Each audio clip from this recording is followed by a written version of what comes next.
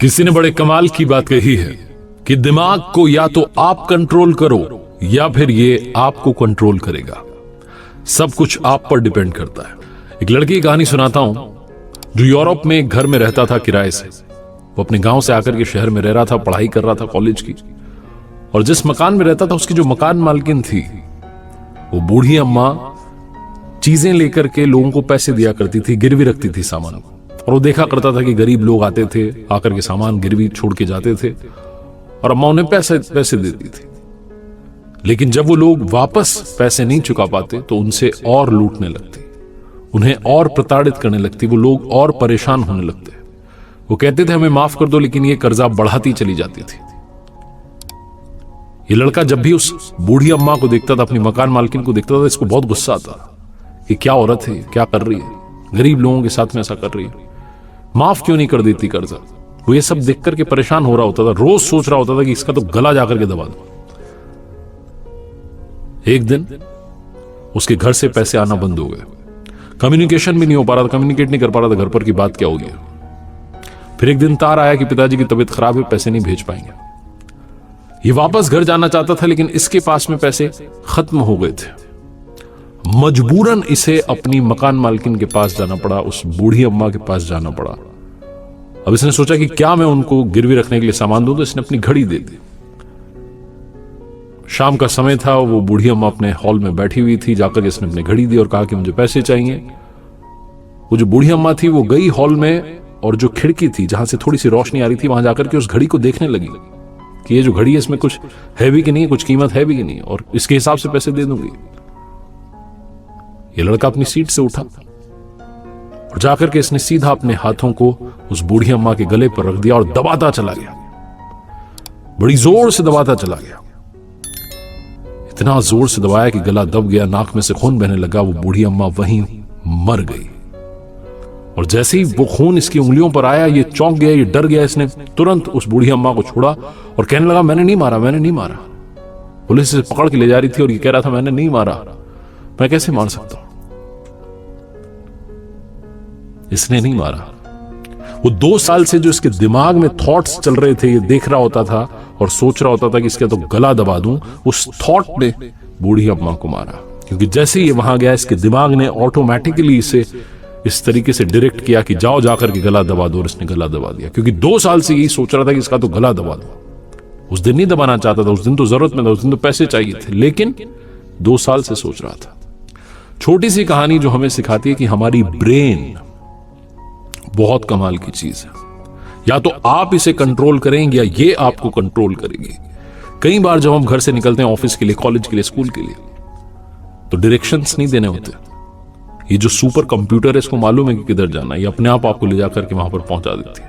कई बार आप सोच भी नहीं रहे होते कि किस मोड़ पर मुड़ना है, लेकिन गाड़ी अपने आप घूम जाती है क्योंकि आपकी ब्रेन को सब कुछ पता है। कुछ अपने से काम करने लगती है। आप जैसा सोचते जाएंगे वैसा ये काम करने लगेगी। आपके विचार ही आपके कर्म बन जाते हैं। ये छोटी सी कहानी बस यही समझाती है। इसलिए जो आप सोच रहे हैं उसके बारे में सोचें कि आप क्या सोच रहे हैं। अच्छा सोचना शुरू कीजिए, अच्छा करना शुरू कीजिए। किसी ने बड़े कमाल की बात कही है कि हम इंसानों के दिमाग में 2 घोड़े हमेशा दौड़ते हैं, पहला पॉजिटिव वाला, दूसरा नेगेटिव वाला, और आखिरी में वही घोड़ा जीतता है जिसे खुराक सबसे अच्छी दी जाती है। नमस्ते दोस्तों, मेरा नाम है आरजे कार्तिक और आपके लिए एक छोटी सी कहानी। ये कहानी एक लड़के की जो अपने घर के बाहर बैठ करके छाती पीट पीट करके रो रहा था, अपने भाग्य को कोस रहा था कि कैसा भाग्य है, मेरे पिताजी इतना पैसा छोड़ करके गए और सारा खत्म हो गया। इसके पिताजी इसके लिए बहुत सारा पैसा छोड़ के गए थे, लेकिन सारा इसने उड़ा दिया। एक विद्वान वहां से निकल रहे थे, उन्होंने देखा कि लड़का छाती पीट के रो रहा है, भाग्य को कोस रहा है, लक को कोस रहा है। तो इसके पास गए और जाकर के बोले कि जो तुम छाती पीट रहे हो ना, ये जो तुम भाग्य को कोस रहे हो, इसी बात से वो नाराज होकर के तुमसे दूर चला गया। अब तुम जाओ, उसकी तलाश में उसे लेकर के आओ। जब वो तुम्हारी जिंदगी में वापस आएगा तो तुम्हारी जिंदगी में खुशियां, पैसा सब वापस आ जाएगा। लड़का हंसने लगा कि क्या पागल जैसी बात है, भाग्य दूर चला गया, उसे लेकर के आओ। हंसने लगा और इग्नोर कर दिया। रात में जब सोया तो इसे सपना आया कि एक भाग्य जैसा आदमी ऊंचे पहाड़ की चोटी पर से इसकी छाती पर कूदा और इसकी छाती पीटने लगा, इसको कोसने लगा, ठीक वैसे ही जैसे कि दिन में कर रहा था। घबरा करके इसकी नींद खुल गई और इसे एक बात समझ में आ गई कि भाग्य तो है और वो पहाड़ की चोटी पर रहता है, तो मुझे वो ऊंचे पहाड़ की चोटी ढूंढनी है, वहां जाकर के भाग्य को वापस लेकर के आना है, ताकि मेरी जिंदगी में पैसा वापस आए, खुशियां वापस आए। यात्रा पर निकल गया। जब निकला तो इसे सबसे पहले एक छोटी पहाड़ी दिखाई दी जिसकी चोटी पर शेर बैठा था। वो शेर से बचता बचाता डरता हुआ दूर निकलने लगा। तो शेर ने इसको आवाज देकर के बुलाया कि इधर आओ, मैं तुम्हारा शिकार नहीं करूंगा, मैं बीमार हूं, बहुत सालों से हिलडुल नहीं सकता और परेशान हूं, जा कहां रहे हो? तो उस लड़के ने बताया कि वहां पहाड़ की चोटी पर जा रहा हूं, वहां भाग्य रहता है, उसे लेकर के आऊंगा ताकि मेरी जिंदगी में खुशियां आए। तो शेर ने कहा कि जब जा ही रहे हो और तुम्हें अगर तुम्हारा भाग्य मिल जाए तो उससे मेरे एक सवाल का जवाब लेकर के आना, मैं तुम्हें इनाम दूंगा। तो लड़का कहता है कि क्या सवाल है? तो शेर कहता है मेरी इस बीमारी का इलाज पूछ करके आ जाओ, तुम्हें तुम्हारा मन चाहा इनाम मिल जाएगा। लड़का कहता है ठीक है ठीक है। आगे बढ़ जाता है। आगे बढ़ता है तो देखता है कि एक झरने के पास में फलों का बगीचा था। भूख लगाती है इसे। झरने के वहां जाता, हाथ पैर धोता, उसके बाद बगीचे में पहुंचता है, फल तोड़ता है, खाने लगता है। जैसे ही खाता है थूक देता है, कड़वा फल था। मुंह बिगाड़ लेता है कि कैसा स्वाद था। जब ये मुंह बिगाड़ रहा होता है तभी उस फल के बगीचे का मालिक आ जाता है। वो बोलता है हाँ भैया ऐसा ही होता है, जो भी आता है वो यही करता है, सारे कड़वे फल हैं इसमें, कोई सा भी आप तोड़ कर खा लो, सारे कड़वे, मैं तो खुद परेशान हो गया हूं, वैसे आप जा कहां रहे हैं? तो लड़का बताता है कि पहाड़ की चोटी पर जा रहा हूं, मुझे मेरा भाग्य मिलेगा, उसे लेकर के आऊंगा, सारी बात बताता है। तो फल के बगीचे का मालिक कहता है कि काम करना, तुम्हारे भाग्य से पूछ लेना कि मेरे बगीचे के फल मीठे कैसे होंगे, मेरे सवाल का जवाब लेकर के आओगे तो तुम्हें बदले में इनाम मिलेगा। लड़का कहता है कोई इनाम दे रहा है, ठीक है ठीक है, ये कह करके चल देता है। उस पहाड़ की चोटी पर पहुंचने वाला होता है कि इसे एक सुंदर महल दिखाई देता है। ये सोचता है थोड़ा आराम कर लेते हैं, फिर पहुंच जाएंगे ऊपर। उस सुंदर महल में जाता है तो वहां एक सुंदर कन्या होती है।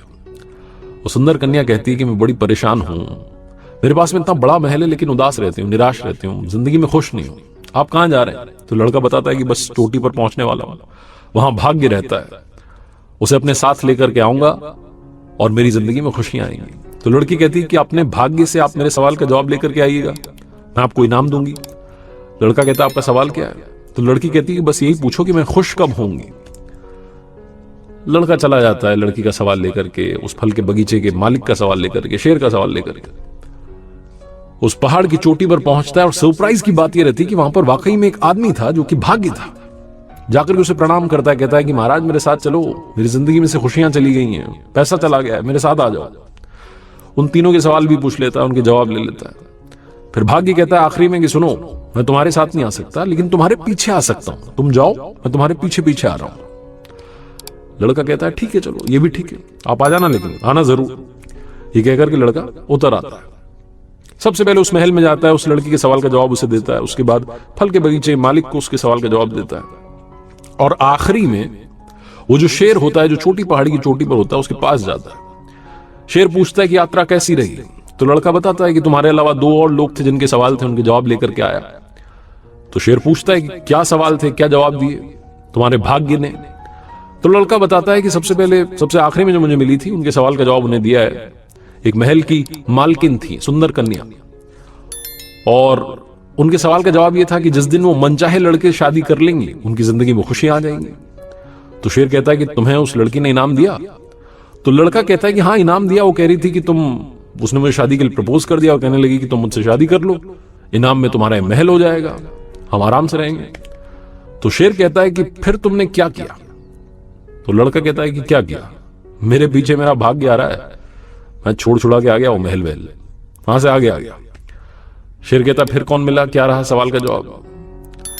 तो लड़का कहता है कि फल के बगीचे का मालिक था, वो कह रहा था कि उसके बगीचे में कड़वे फल आते हैं, और उसके सवाल का जवाब यह था कि वहां जो झरना है उसमें सोना छुपा है। अब वो बगीचे का मालिक या तो सोना हटा ले वहां से ताकि वो पानी साफ हो जाए और बगीचे के फल मीठे हो जाएं, या फिर दूसरे झरने से पानी ला करके सिंचाई करे। तो शेर ने पूछा कि उस बगीचे के मालिक ने तुम्हें इनाम दिया? लड़के ने कहा हाँ, वो कह रहा था कि रुक जाओ थोड़ी देर, सोना मैं निकाल देता हूं वहां से, सोना तुम ले जाना, मेरे बगीचे में मीठे फल आने लगेंगे। तो शेर ने कहा कि तुमने क्या किया? लड़के ने कहा कि मैं तो छोड़ आया, मेरा भाग्य आ रहा है ना पीछे पीछे, मैं छोड़ के आ गया, कौन इंतजार करता? शेर ने पूछा कि मेरे सवाल का क्या जवाब मिला? लड़के ने कहा हाँ, आपके सवाल का जवाब मिला है, आपकी बीमारी पता है कब ठीक होगी? ये तब ठीक होगी जब आप दुनिया के सबसे मूर्ख व्यक्ति का सर खा लेंगे। शेर ने आव देखा न ताव, पंजा मारा और इस लड़के की खोपड़ी फाड़ दी। इसे खाते खाते बोला कि बेटा तुझसे मूर्ख कहां मिलेगा।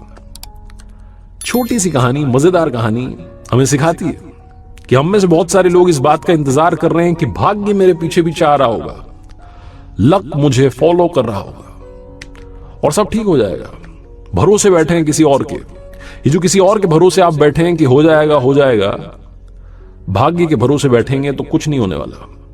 ये जो जीवन की यात्रा है, इसमें आपके सारे सवालों के जवाब आपके सामने हैं, आपको मिल रहे हैं, लेकिन आप उन्हें इग्नोर करके चलते चले जा रहे हैं और ऐसा करते रहेंगे तो कुछ नहीं होने वाला।